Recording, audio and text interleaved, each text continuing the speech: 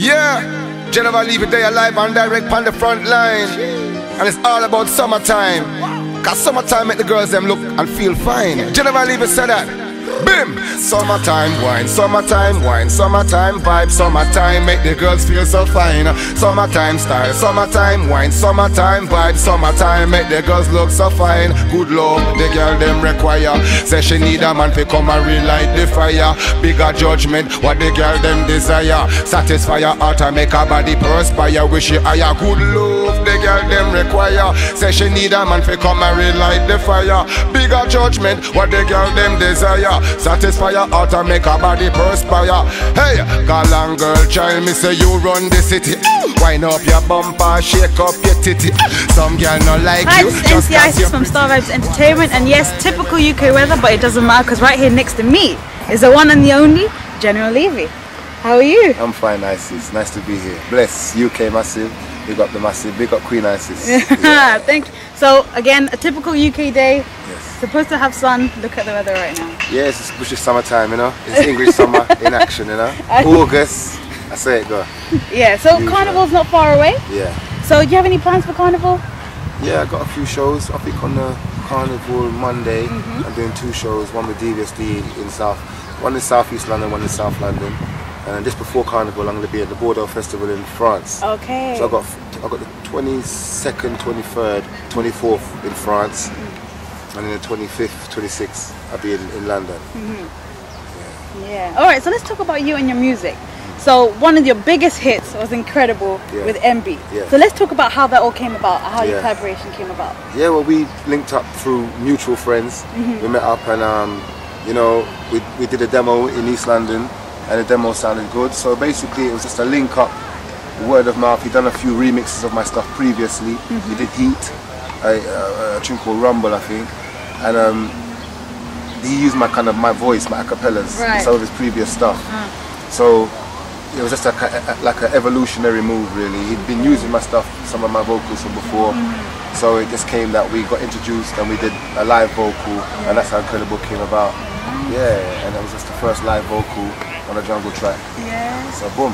And it went big. What did you feel like when you like? Because remember, it was playing on MTV Base so much. Yeah. So when because I see yourself, when you see yourself, do you think, wow, that's me? Yeah, man. It was a great achievement to know that, you know, your style, your music had reached so far. It was just like, to me, it was just a great sign to know that I was doing something that I loved and people appreciated it, and I wouldn't stop doing it, because it's just like when you reach them kind of levels, it's just like, yeah, this is my job now. Yeah. So it was a great sign for me to be you know, received like that, and yeah, I just felt on top of the world, and give the Father praises and thank Jah for the blessings. Yeah, definitely. So has music always been part of your life, your upbringing, your parents, like living in your house? Was it music always a big part of it? Yeah, well, you know, coming from a West Indian family, you know, there's got to be some kind of music going on in the family, you know. I'm Trinidadian, and my mum's from Trinidad, and I was raised by like a kind of stepfather. I was from Jamaica, and so I kind of got influence of both things. Also, we had a Europe. My mum is even married to a European man one time, where my mum had a few husbands actually. My mum was a player, you know what I mean? Beautiful woman, you know what I mean? So I had many stepfathers growing up, you know what I mean? And one of them who really stood by me was who grew me was a Jamaican.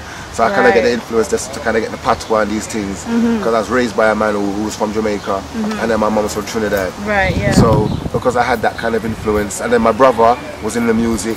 He was a DJ as well. He did the music. He's 6 years older than me, and he was a wicked toaster back in the 70s and 80s. My brother Winston Irie, you know what I mean? He was doing. He had a sound called Ambassador, and they used to play out. And also I used to go to school and par with all my friends there. Our Starrvybz used to go to the same school, so he can tell you I was always chatting lyrics. Always the MC lyrics. Everybody had to have some lyrics when we was in school. It was like the in thing in the 80s. Yeah. You know what I mean? So there was sound systems in the area, Volcano, Tippertone, Saxon, Coxon, many parties to go to and these things. Loads of stuff going on that we just had to, many stuff that we had to kind of like get together, and enough parties going on. So there was many opportunities in my area, Harlesden, North West London, Stonebridge, Willesden, I mean Brixton, all over we used to go. It's like, you know, we grew up in the 80s, so there was music everywhere, the radio station, school, dance hall, in the house. So, and you know, and it wasn't just reggae. It was like we used to listen to calypso, we used to listen to R&B, listen to soul music, we used to like hip hop, we used to body pop and break and all these things, do all the windmill and all these things. I think it's just a few moves. No, not right now, you know what I mean? Not right now, but I check me. No, I could actually do it, but not right now. Not in my new sneaks, you know what I mean? Alright, but yeah, we used to do all these things. Anything that was urban, anything that was hot, we was just on it. That's what make us. That's what make us kind of so fully rounded now as men, because we know everything about the urban scenes. Whether it was hip hop, whether it was reggae, whether it was soul.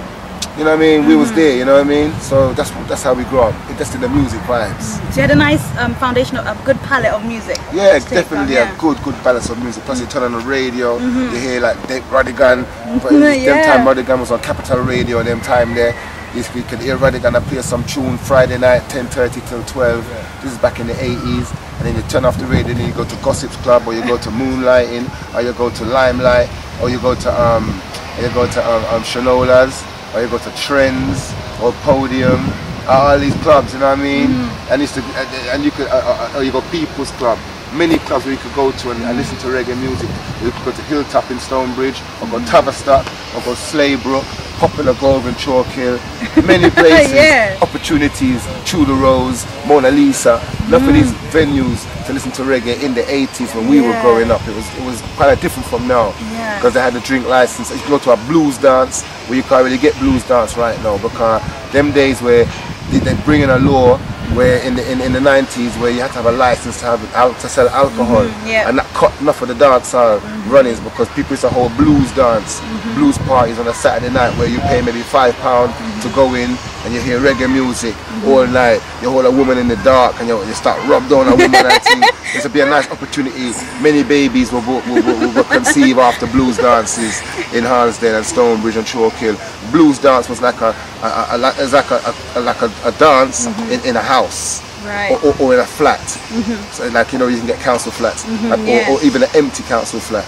So people would just kind of kick off the door during the day. I'm bringing the sound in the afternoon, string it up, promotion, everybody know what's going on. The whole estate will come there, people from outside will come in, pay £5 for coming, promoters laughing, you know what I mean? you buy the liquor, you get the liquor, have the liquor there. When the police come, all the police want to know is, do you have what's the liquor situation? But then, and if you didn't have too much liquor, you're all right. But then they brought in a law to say you have to have a license to sell liquor. So when they brought in that law to say you have to have a license to sell liquor, that cut a lot of the inspiration to have these dances, because no one wants to go to prison because you get an offence now. So that's what kind of cut the vibes in England, when they bring in that certain laws which made it kind of hard for a man to hold or a lady to hold a dance, to hold a dance or a blues. So that's what kind of made our time was the golden years, because there was less laws, where you could just string up your sound in an empty flat and have a dance and everybody come and hear some tune. You know what I mean? And we get enough inspiration. I used to get enough inspiration in blues dance. You know what I mean? It's situation, about 100 people squash in a room and listen to some tune, and everybody there on the vibes, you know what I mean? Smoking some strong ganja and drink and sell, and girl there. It was nice. Nice atmosphere. So it's a good way for the community to meet. You know what I mean? And blues dances to bring people together. Even more, because we used to go to the club first, and then after the club you go to the blues around 3, 4, 5 in the morning. You're landing at the blues, and you don't left the blues till like 10, 11, and maybe even midday. When you come out the blues, you look like a flipping ghost, face white. You know what I mean? So, but definitely some good memories for you, man. Yeah, those were the days. Those were the days, the 80s, and we had music. It was everywhere, so it was easy. Plus the Jamaicans came in, the Yardie them come in, and there's to move close them time there, because they come into the country. And we was street youth them, we was up on the road, them up on the road, and everybody's trying to do the same thing, so we kind of link up. The link was very close. They string up certain radio stations. We used to have Traffic Jam radio station with Jason, with our Hitman Tile and our Federal and them man, the Colonel and them man, the Bushman. And we used to get like a community radio station, play enough reggae music where the Jamaicans mixing. That's where we get enough yard vibes to come in there. So the man, they come in with their Clarks and their bell bottom pants and their Congal and them things there. I used to get enough vibes from them man there in the 80s growing up as youths. Because we were all roughly the same age. They come from an island, they didn't know what's going on. We were kind of rebels, kind of alienated in our society, because we were kind of street youths as well. You know what I mean? We wasn't really conforming to society, so we kind of had a connection in the 80s, which was quite special. Was it? Would you say you learned things from each other? Like, yeah, of course, man. We learned enough from the yard, man. Them. We learned enough flex, because enough people think I come from Jamaica. You know, I don't come from Jamaica. I'm born in Harlesden. Yeah. You know what I mean? Grew up in Wembley and Sudbury. You know what I mean? But enough people think, boy, you sound like a Jamaican. But true, I was raised by a Jamaican man, and my mum's from Trinidad. But then I also had my influence on the streets. Enough of my brethren them with some Jamaican youth. Them some of my bona fide brethren them when I growing up. Come from yard. Some of my best brethren coming up, we come from Jamaica. Yeah. You know what I mean? Yeah. So you definitely got that influence with you even to this day. Yeah, man, man, straight like an arrow.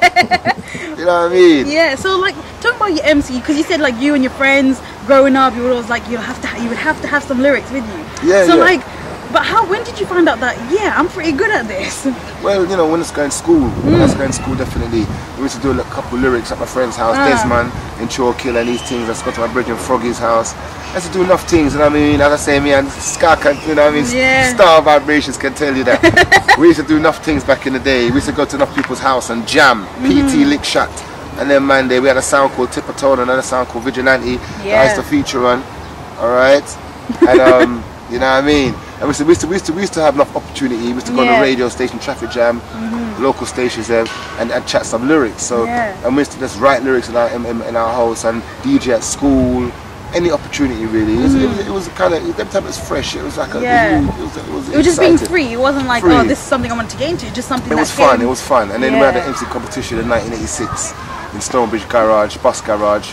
And I came second in that MC competition. Oh, nice. Yeah, it was an MC competition. I got £30, and Chucky Star and Dolomite came first. They got £50.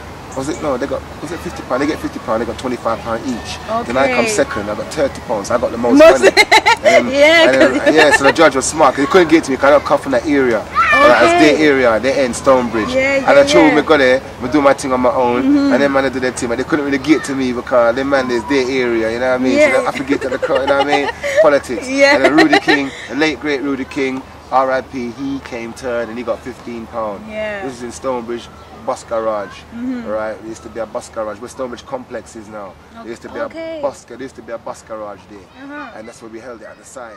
We had a little competition for the community, like a DJ competition.